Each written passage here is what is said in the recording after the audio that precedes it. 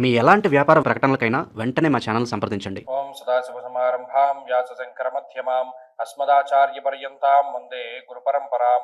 జ్యోతిషాస్త్రాన్ని భావితరాల వారికి ప్రసాదించిన ఋషుల యొక్క పాదపద్మానికి నమస్కారం చేసుకుంటూ, అలాగే నాకు ఈ జ్యోతిష విద్యను నేర్పిన గురువర్యులు జ్యోతిష బ్రహ్మ కీర్తిశేషులు శ్రీ ఏరంకి సూర్యనారాయణమూర్తి గారు, సూర్యశ్రీ దవజ్ఞ గారి యొక్క పాదపద్మాలకు నమస్కారం చేసుకుంటూ, ఓం శ్రీ మహాగణాధిపతి నమః, శ్రీ గురుభ్యో నమః, హరి ఓం. వీక్షకులందరికీ నమస్కారం. నవంబర్ నెల 23వ తారీఖు లగాయితూ నవంబర్ 29వ తారీఖు వరకు ఉండేటువంటి గ్రహగతుల ఆధారంగా ద్వాదశ రాసుల వారికి ఈ వారం ఏ విధమైనటువంటి శుభాశుభ ఫలితాలు కలగబోతున్నాయో ఈ కార్యక్రమం ద్వారా తెలుసుకుందాం. అందులో భాగంగా ఈ వారం ఉండేటువంటి గ్రహగతులను గమనిద్దాం.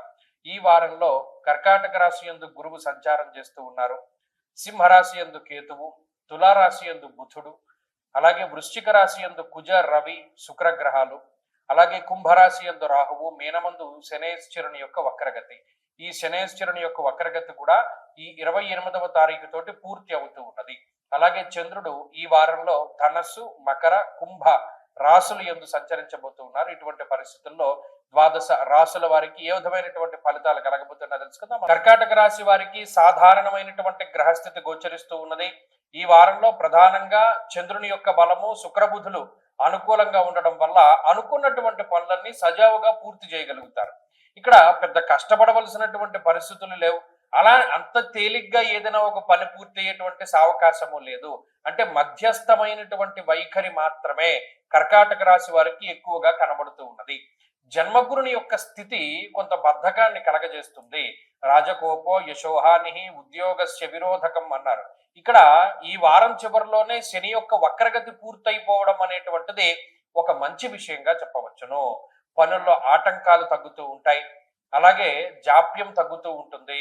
ఎవరి యొక్క సహకారమైనా పొందాలి, మనం ఈ పలానా పని వాడు కలిస్తేనే అవుతుంది లేదా వాళ్ళు తలుచుకుంటేనే అవుతుంది అనేటువంటి సందర్భాలు ఏవైతే ఉన్నాయో అటువంటి వాళ్ళు వచ్చి మీతో కలుస్తారు, కలవడం జరుగుతుంది. ఆ పని ముందుకు వెళ్ళడం అనేది జరగదు మళ్ళా, కానీ కలవడం అనేటువంటిది సరే ఎదరెదర రాబోతూ ఉన్నటువంటి మంచి విషయాలకి నాందిగా భావించి కొంత ప్రశాంతంగా ఉండగలుగుతారు కర్కాటక రాశి వారు.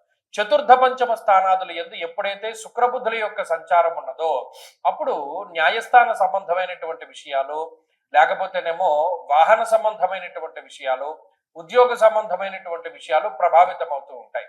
ఏదైనా శుభ కార్యక్రమానికి కానీ లేకపోతే ఏదైనా దైవిక కార్యక్రమానికి కానీ ధనాన్ని ఖర్చు పెట్టడానికి ఈ గ్రహస్థితి ఎక్కువగా అవకాశాన్ని కల్పిస్తుంది. అయితే ఇప్పుడున్నటువంటి గ్రహస్థితి కర్కాటక రాశి వారి పైన ఎవరి డామినేషన్ ని కూడా ఒప్పుకోదు.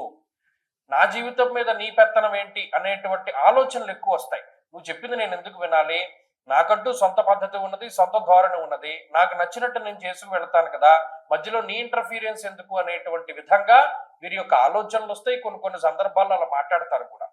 అలాగే బరువు పెరిగేటువంటి అవకాశాలు ఉన్నాయి. వ్యాయామాలు చేయడానికి కానీ వీటికి కానీ కొంత బద్దగించేటువంటి పరిస్థితులు ఉన్నాయి. ప్రత్యేకించి క్రిమి కీటకాదుల వల్ల ఎక్కువ ఇబ్బంది పడతారు. ఇబ్బంది పడడం అంటే వేసుకునేటువంటి చొక్కాల్లో ఏదో పురుగులు దూరుతూ ఉండడమో, లేదనేమో ఏదైనా తాగేటువంటి వాటి మీద పురుగులు కనబడుతూ ఉండడమో, ఇలా చిన్న చిన్న పురుగుల దగ్గర నుండి పాకేటువంటి పురుగుల వరకు ఎక్కువగా ఇబ్బంది పెడుతూ ఉంటాయి. రాత్రిపూట కూడా ఈ మిడతలు లేకపోతే చిన్న చిన్న పురుగులు ఎక్కువ వీరిని బాధిస్తూ ఉంటాయి. ఇది ప్రత్యేకించి ఆ రాహువు కుజుల యొక్క ప్రభావంగా చెప్పవచ్చును. ఇప్పుడు కర్కాటక రాశి వారికి ఈ వారంలో గ్రహస్థితి సాధారణంగానే ఉన్నది, మధ్యస్థంగా వెళుతుంది, దేనికి ఇబ్బంది ఉండదు. ఆరోగ్య ఆర్థిక పరిస్థితులు సాధారణంగా ఉన్నాయి. మరిన్ని మంచి ఫలితాల కోసమై ఈ రాశి వారు దుర్గా సప్తశ్లోకి అనేటువంటి మంత్రాన్ని చక్కగా 7 శ్లోకాలతోటి పారాయణం చెయ్యండి. అలాగే ఈ వారంలో కలిసి వచ్చేటువంటి రోజు శుక్రవారంగా చెప్పవచ్చును. అదృష్ట సంఖ్య 4, అదృష్ట వర్ణము తెలుపు.